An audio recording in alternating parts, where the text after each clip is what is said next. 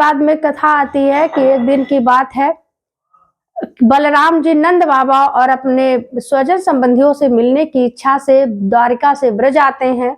और जब ब्रज में पहुंच करके बलराम जी नंद बाबा स्वजन संबंधियों इत्यादि से मिले हैं।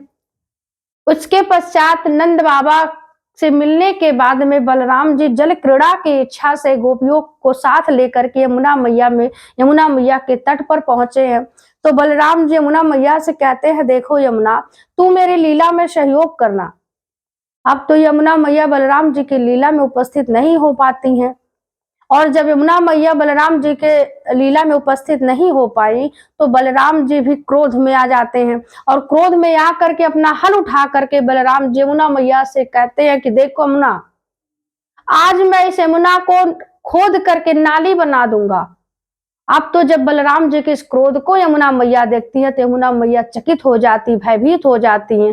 फिर तो यमुना मैया भयभीत होकर के बलराम जी के श्री चरणों में आती हैं और कहती है, राम राम महाबाहो ना जाने तब विक्रमम यस्य कांसेन विघ्रता जगती जगतः पते।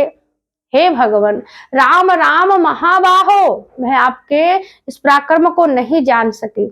यस्य कांसेन विघ्रता जगती जगतः पते है। हे भगवान, मैं आपसे निवेदन करती हूँ कि मुझे क्षमा करें, मैं आपको प्रणाम करती हूँ। हे राम, हे भगवान, मैं आपके श्री चरणों में प्रणाम करती हूँ, मुझे क्षमा करें, मैं आपको समझ नहीं पाई, मुझे क्षमा कर दीजिए। फिर यमुना मैया बलराम जी की लीला में सहयोग करती हैं। तो इस प्रकार से यमुना मैया बलराम जी की इस लीला में सहयोग की हैं।